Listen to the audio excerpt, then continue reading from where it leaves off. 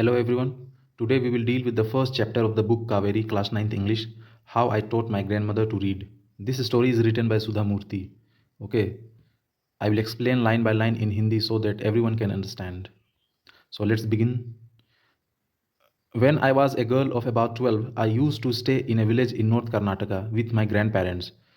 Hair I refers to the narrator. Okay, I का मतलब यहाँ नरेटर हुआ जो सुधा मूर्ति खुद हैं.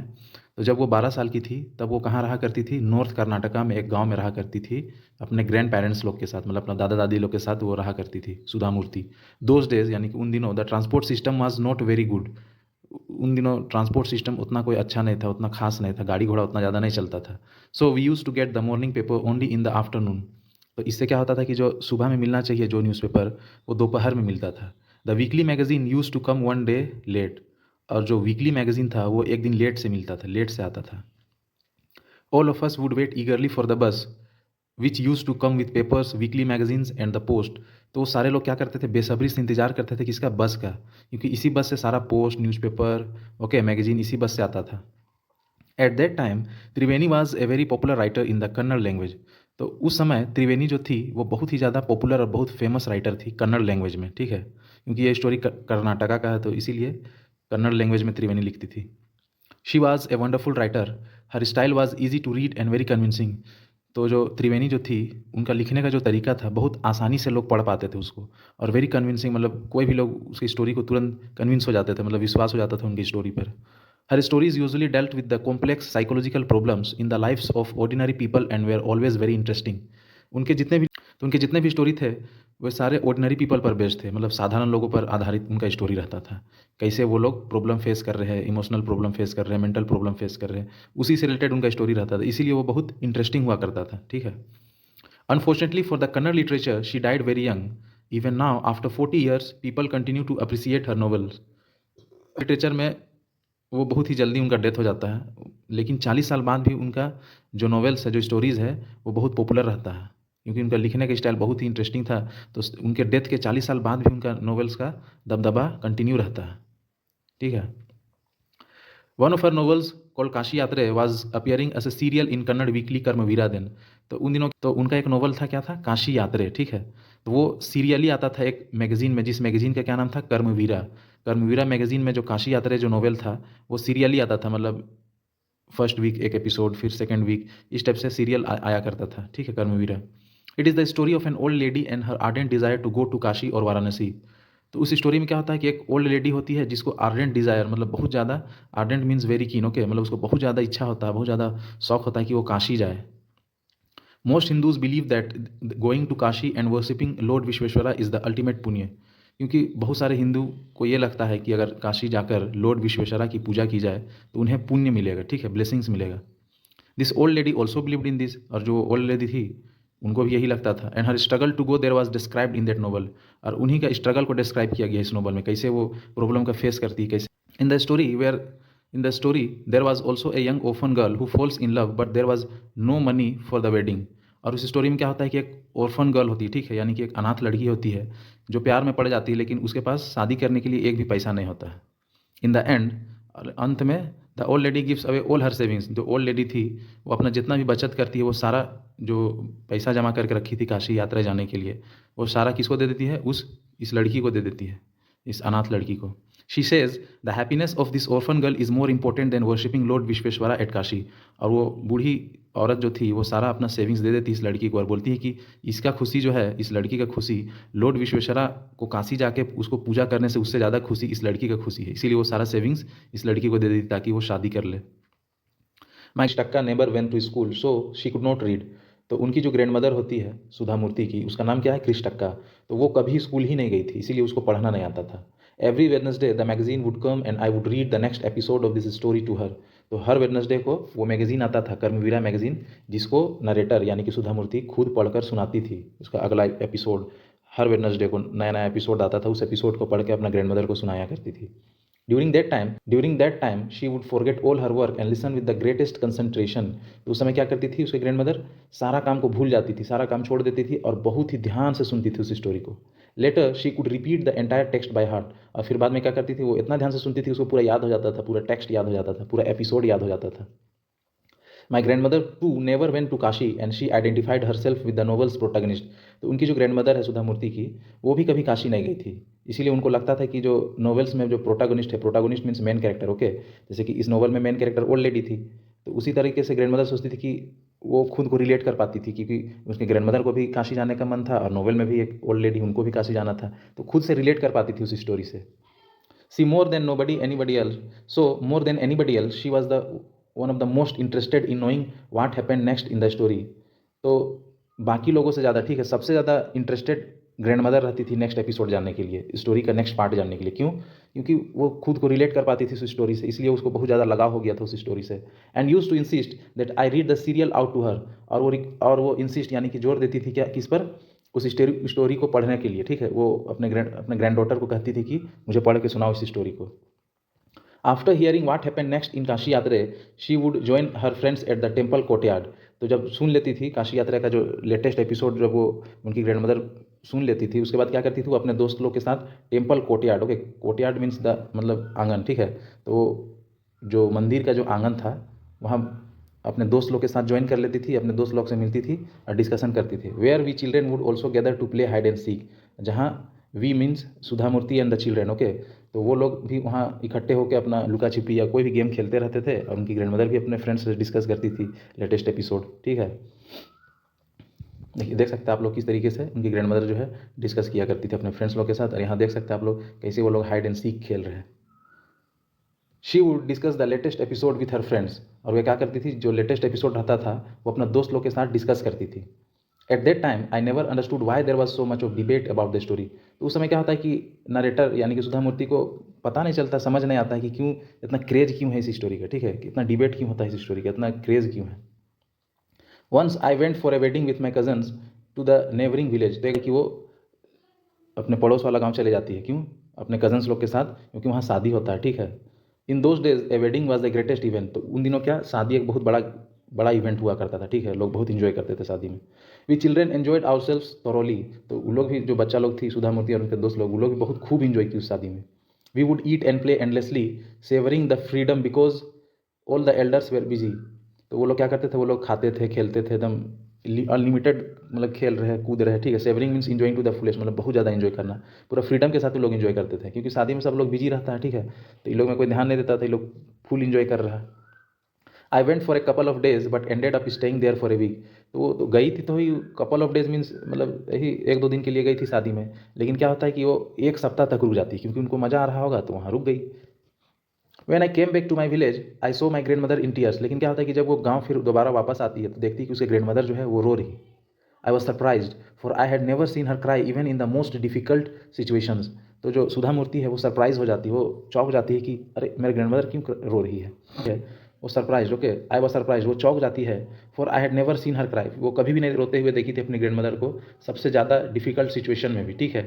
Happened next, what had happened, I was worried, क्या हो गया, वो घबरा गई कि क्या हो गया जो मेरा ग्रैंड मदर रो रही है। Avva is everything all right, are you okay. तो जो नरेटर वो पूछती है अव्वा, वो अपने ग्रैंड मदर को अव्वा बोला करती थी, तो वो बोलती है कि क्या सब कुछ ठीक है। I use to call her Avva which means mother in Kannada spoken in north Karnataka. तो जो नरेटर वो अपना ग्रैंड मदर को अव्वा बोल के बुलाया करती थी, ठीक है, और इसमें कन्नड़ में इसका मीनिंग क्या होता है, इसका मतलब होता है mother, okay, in Kannada language, okay. She nodded but did not reply, वो सर हिलाती है लेकिन कुछ बोलती नहीं है। I did not understand and forget about it, तो नरेटर को कुछ समझ में नहीं आता है, वो फिर उसको भूल जाती है। In the night after dinner we were sleeping in the open terrace of our house. तो रात में क्या होता है, उसी दिन रात में क्या होता है, डिनर करने के बाद जब वो सो रही होती है खुले छत में, ओपन टेरेस मीन्स खुले छत में अपने घर में। It was a summer night and there was a full moon. तो क्या होता है कि वो गर्मी का सीजन था और उस दिन फुल मून था, देख सकते हैं आप लोग फोटो में, फुल मून था। Avva came and sat next to me, जो अव्वा जो है उसकी ग्रैंड मदर जो आती है और उसके सामने बैठ जाती है। Her affectionate hands touched my forehead, और वो उनके फोरहेड को टच करती है। I realise she wanted to speak, तो ये समझ जाती है कि अव्वा को कुछ इनसे बात करना है, ठीक है। When I asked her what is the matter, तो फिर उसके बाद फिर जो सुधा मूर्ति वो पूछती है कि क्या मैटर है बताइए, व्हाट इज़ द मैटर। तो फिर उसकी ग्रैंडमदर स्टार्ट हो जाती है। When I was a young girl, कि जब वो छोटी बच्ची थी, आई लॉस्ट माई मदर, तो उनका मम्मी का डेथ हो जाता है। There was nobody to look after and guide me, तो उनका ख्याल रखने के लिए कोई नहीं था, ठीक है। किनका ख्याल रखने के लिए, जो नरेटर है उनके ग्रैंड मदर का, ठीक है। My father was a busy man and goat married again. तो उनका जो फादर थे, यानी कि जो नरेटर के ग्रैंड मदर है, उनका जो फादर थे वो बहुत बिजी मैन थे, ठीक है, बहुत बिजी इंसान थे, और वो दोबारा शादी कर लेते हैं। In those days people never considered education essential for girls. तो उन दिनों लड़कियों के लिए एजुकेशन उतना ज़्यादा इंपॉर्टेंट नहीं था, उतना लोग इंपॉर्टेंस नहीं देते थे गर्ल्स लोग को एजुकेट करने के लिए। So I never went to school, इसीलिए वो कभी स्कूल नहीं गई थी। I got married very young and had children. और उनका जो शादी है बहुत जल्दी ही हो जाता है, मतलब बहुत कम एज में ही शादी हो जाता है, और उनका बच्चा भी हो जाता है। आई बिकेम वेरी बिजी, और वो बहुत बिजी हो जाती है। Later I had grand children and always felt so much happiness. उनके बाद उनका पोता पोती लोग होता है, ठीक है। Happiness in cooking and feeding all of you, और उनको बहुत खुशी मिलता है अपना पोता पोती लोग को खिलाने में, घुमाने में, ठीक है, खिलाने पिलाने खिलाने, यही सब में उनको इंटरेस्ट लगने लगता है, अच्छा लगने लगता है, खुशी लगने लगता है। At times I use to regret not going to school. तो उसको कभी कभी पछतावा होता था कि हम कभी स्कूल नहीं जा पाए। So I made sure that my children and grandchildren studied well. तो इसीलिए वो सोचती कि भले हम स्कूल नहीं गए, लेकिन मेरा पोता पोती जो है या बाल बच्चा जितना है, उन लोग सब पढ़े लिखे, सब एजुकेटेड हो जाए, ठीक है। उनका सोच ऐसा था। तो ये जो पार्ट है, ये कौन बोल रहा है, ये ग्रैंड मदर बोल रही किनको, ये ग्रैंड मदर नरेटर को बोल रही है, यानी कि सुधा मूर्ति को। अंडरस्टूड। वो रोते हुए बोलती है, मतलब इमोशनल सीन चल रहा था ये, ठीक है। I could not understand why my 62-year-old grand mother was telling me A 12-year-old the story of her life in the middle of night. तो जो नरेटर है वो सोचती कि उनकी जो ग्रैंड मदर है, जिनका एज कितना है, 62-year-old, मतलब 62, 62 साल उनका हो गया है, और इनका कितना एज है, जो नरेटर उनका 12-year-old, ओके, वो 12 साल की है। तो डाउट में रहती कि अरे हम 12 साल का है यार, ये 62-year-old लेडी हमको रात में इतना स्टोरी अपना क्यों बता रही है कि हम स्कूल नहीं गए, तो मेरा जल्दी शादी हो गया, तो कभी पढ़ नहीं पाए, ये सब चीज़ स्टोरी क्यों बता रही है हमको। बट आई न्यू, लेकिन जानती थी कि I loved her immensely and there had to be some reason why she was talking to me. तो जो नरेटर है उनको पता था कि उनका ग्रैंड मदर को पता है कि ये जो नरेटर है वो अपना ग्रैंड मदर से बहुत प्यार करती है, इसीलिए कुछ तो रीज़न होगा ज़रूर, इसीलिए वो बता रही है, ठीक है। I look at her face. तो वो नरेटर उनके फेस पर देखती है, अपनी ग्रैंड मदर के फेस पर। It was unhappy and her eyes were filled with tears. तो वो जो है वो नाराज़, मतलब सैड रहती है, ठीक है, सैड रहती है, और उनकी आंखों में क्या होता है, आंसू रहता है। तो वो देखती है कि उनकी ग्रैंड मदर जो है नाराज़ रहती है, और उनकी आंखों पर आंसू रहता है, देख सकते हैं आप लोग इस तरीके से। She was a good looking lady who was usually always smiling. उनके जो ग्रैंड मदर थी वो गुड लुकिंग लेडी, ओके, मतलब वो दिखने में बहुत सुंदर दिखती थी, और हमेशा स्माइल करते हुए रहती थी, कभी सैड डिप्रेशन इस टाइप में नहीं रहती थी, हमेशा चिल मूड में रहती थी वो। Even today I can not forget the worried expression on her face. तो इवन टुडे मतलब आज भी जो नरेटर है वो भूल नहीं सकती किस तरीके से उनका जो फेशियल एक्सप्रेशन था उस दिन, जिस दिन वो बहुत सैड थी। I leaned forward and held her hand. तो वो नरेटर जो है उनके तरफ झुक जाती है और उनका हाथ पकड़ लेती है, ठीक है। अव्वा don't cry, what is the matter, can I help you in any way. तो बोलती है अव्वा प्लीज़ मत रोइए, अगर कुछ दिक्कत है तो बताइए, हम आपका हेल्प करने के लिए रेडी है। Yes I need your help. तो उसकी जो दादी है वो बोलती कि हाँ मुझे तुम्हारा हेल्प चाहिए। You know when you were away Karmaveera came as usual. तो बोलती कि तुमको पता है जब तुम यहाँ से नहीं थी, जब तुम यहाँ नहीं थी, जब तुम शादी में चली गई थी पड़ोस वाली गाँव, तो उस समय भी कर्मवीरा आया, कर्मवीरा यानी मैगजीन आया। आई ओपन द मैगजीन, और हम मैगजीन को खोले भी। I saw the picture that accompanies the story of Kashi Yatre. और हम फोटो सभी देखने लगे, जो काशी यात्रा जो आता है उसका फोटो सभी देखने लगे हम। And I could not understand, और हमको कुछ समझ नहीं आ रहा था, एनीथिंग दैट वाज रिटन, जो लिखा हुआ था वो कुछ समझ में नहीं आ रहा था, बस हम खाली पिक्चर्स देख रहे थे, फोटो देख रहे थे।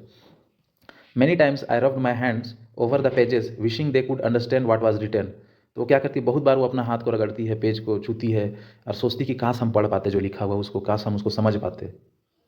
But I knew it was not possible, लेकिन हमको पता कि ये पॉसिबल नहीं है।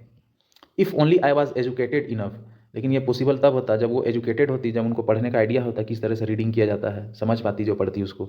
आई waited eagerly for you to return. तो क्या वेट करी थी, वो बहुत बेसब्री से इंतजार करी थी कि कब जो तुम आओगे, जो फिर से दोबारा आके हमको रीड करके सुनाओगे नेक्स्ट पार्ट स्टोरी का, काशी यात्रा का। I felt you would come early and read for मी। तो उसको लगता है कि तुम जल्दी आ जाओगी और मुझे पढ़ कर सुनाओगी, कब जो आओगी जो जल्दी मुझे पढ़ के सुनाओगी ये story. I even thought of going to the village and asking you to read for me. और ये इतना तक सोच लेती है कि ये खुद विलेज, मतलब जो जिस गांव में तुम गई थी शादी सेलिब्रेट करने, उस गांव तक वो जाने के लिए रेडी हो जाती है उसके ग्रैंड मदर, क्योंकि उसको कंट्रोल ही नहीं हो रहा था कि उसको बहुत इंटरेस्ट था स्टोरी में, नेक्स्ट पार्ट जानने का बहुत मन कर रहा होगा, और वो खुद से पढ़ नहीं पा रही। तो उनको लगता होगा कि काश हम गाँव ही चल जाए का, जहाँ वो गई है नरेटर, और उन्हीं से वहीं डायरेक्ट पढ़ के रीडिंग करवाने लगे, ताकि हम फिर नेक्स्ट पार्ट जाने स्टोरी का। I could have asked somebody in this village but I was too embarrassed to do so. तो बोलती है कि वो गांव में दूसरे लोग को भी बोल सकती थी रीडिंग करने के लिए, लेकिन उनको ठीक नहीं लग रहा था, शर्म लगता होगा कि कितना दूसरा को तकलीफ पहुंचाए, और अच्छा भी नहीं लगता होगा कि रीडिंग नहीं आता इसीलिए दूसरा गांव में लोग को परेशान कर रही पढ़ने के लिए।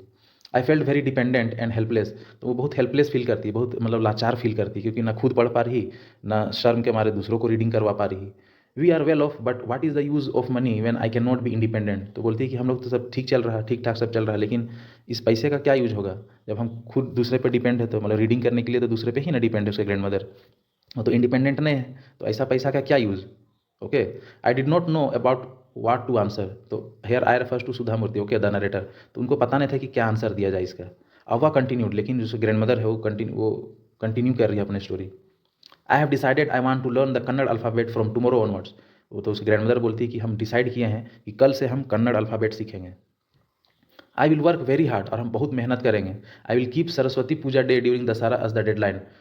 That day I should be able to read a novel on my own and I want to be independent. तो वो बोलती है कि जो दशहरा पूजा आने वाला है, ठीक है, इसी दौरान वो पूरा कंप्लीट मतलब पूरा चाहती है कि सीख जाए किस तरह से रीडिंग किया जाता है। That day I should be able to read a novel on my own. तो उस दिन तक मतलब दशहरा आने तक वो इतना ज़्यादा सीखना चाहती है कि वो खुद से नोवेल पढ़ पाए। I want to be independent, और वो इंडिपेंडेंट बनना चाहती है, मतलब किसी पर डिपेंड नहीं होना चाहती है कोई भी चीज़ रीडिंग करने के लिए, वो खुद से रीडिंग सीखना चाहती है। I saw the determination on her face yet I laughed at her. तो जो नरेटर है अपने ग्रैंड मदर के फेस पर देखती है कि किस तरीके से वो पूरा डिटरमाइंड है इस चीज़ को हासिल करने के लिए, कैसे रीडिंग करना है, सीखने के लिए पूरा डिटरमाइंड है। येट आई लाव्ड एट हर, लेकिन वो हंसने लगती है उन पर, ठीक है। अव्वा, this age of 62 you want to learn Kannada alphabet. तो वो जो नरेटर है वो बोलती है अपने ग्रैंड मदर को कि आप 62 ईयर्स ओल्ड हो गया आप, और आप अभी अल्फ़ाबेट सीखना चाहते हैं। All your hair is grey, your hands are wrinkled. बोलती है कि आपका सारा बाल पक गया है, ठीक है, आपका हाथ में झुर्रियाँ आ गया है। यू वेयर स्पेक्टिकल्स, और आप चश्मा पहनते हैं। And you work so much in the kitchen, और आप किचन में भी बहुत काम करते हैं। तो इतना सब करते हुए आप मैनेज कैसे कीजिएगा, कैसे सीखना है आपको reading. Childishly I made fun of the old lady but she just smile. तो जो नरेटर है वो उनका मजाक बनाती है, लेकिन उसके ग्रैंड मदर उसका बुरा नहीं लगता उनको, ठीक है, वो बस स्माइल कर देती है। For a good cause if you are determined you can overcome any obstacle. और वो डायलॉग देती है, क्या डायलॉग बोलती है, बोलती है कि अगर कोई एक बार सोच लिए कोई भी चीज़ हासिल करने का, कोई अच्छा रीज़न है उनके पीछे, तो उसको उसके तो वो एक उसके बाद फिर वो एक डायलॉग देती है, वो बोलती है कि अगर एक बार हम कोई चीज़ ठान लिए, ठीक है, तो उनके बीच में कोई भी परेशानी आए उसको तुरंत हटाया जा सकता है। ये सब कोई दिक्कत नहीं है कि हम किचन में ज़्यादा काम करते हैं, या बूढ़ी है, या 62 ईयर्स ओल्ड हो गया है, या चश्मा पहनते, इससे कोई दिक्कत नहीं। अगर एक बार डिटरमाइंड हो गया, एक बार अगर सोच लिए कि हमको सीखना है तो सीखना है, तो is then anybody but I will do it. वो बोलती है कि हम बहुत मेहनत करेंगे, सबसे ज़्यादा मेहनत करेंगे हम, और हम करके ही रहेंगे। Okay, for learning there is no age bar. बोलती है कि सीखने का कोई एज लिमिट नहीं होता, आदमी कभी भी सीख सकता है। तो इससे कोई दिक्कत नहीं कि मेरा 62 ईयर्स ओल्ड हो गया, हम खुद सीख लेंगे। बहुत ज़्यादा मेहनत करने के लिए रेडी रहती है ग्रैंड मदर उनकी, ठीक है। The next day onwards I started my tuition. तो अगला दिन से उनका जो क्लास स्टार्ट हो जाता है, ट्यूशन क्लास स्टार्ट हो जाता है। अव्वा वाज ए वंडरफुल स्टूडेंट, और अव्वा जो थी वो एक बहुत बहुत शानदार स्टूडेंट थी, ठीक है, wonderful student she was. The amount of homework she did was amazing. तो वो जो जितना भी होमवर्क देती थी सुधा मूर्ति अपना दादी को होमवर्क, वो सारा होमवर्क वो कंप्लीट कर देती थी, ठीक है। She would read repeat right and recite. वो पढ़ती थी, ठीक है, रिपीट करती थी, लिखना भी स्टार्ट कर दी, और दोबारा फिर पढ़ती थी, ठीक है। I was her only teacher and she was my first student. और जो नरेटर वो बोलती कि सिर्फ वही उनका टीचर थी, और वो उनका फर्स्ट स्टूडेंट थी, पहला स्टूडेंट थी उनकी grandmother. Little did I know then that one day I would become a teacher in computer science and teach hundreds of student. तो उनको अपने ग्रैंड मदर को पढ़ाते पढ़ाते उनको लगने लगता है कि एक दिन उनको क्या बनना है, टीचर बनना है। किस सब्जेक्ट है, कंप्यूटर साइंस का टीचर बनना है, और हंड्रेड्स ऑफ स्टूडेंट मैंने बहुत सारे स्टूडेंट को, सैकड़ों स्टूडेंट को, हंड्रेड्स ऑफ स्टूडेंट को वो पढ़ाना चाहती है, क्या, कंप्यूटर साइंस फ्यूचर में। The Dussehra festival came as usual secretly I bought Kashi Yatre which had been published as the novel by that time. तो दशहरा फेस्टिवल था, दशहरा का जो त्यौहार था वो आ जाता है, ठीक है, और सीक्रेटली मतलब बिना किसी को जाने हुए नरेटर जो है काशी यात्रे जो नोवेल था वो खरीद लेती है, क्योंकि उस समय नोवेल प्रिंट हो चुका था। My grand mother called me to the puja place and made me sit down on a stool. और उसमें जो ग्रैंड मदर थी वो जहाँ पर पूजा हो रहा था वहाँ पर उनको बुलाती है नरेटर को, और बोलती है कि स्टूल में बैठ जाओ तुम। She gave me a gift of frock material. और वो क्या देती है, गिफ्ट देती है, क्या गिफ्ट देती है, फ्रॉक।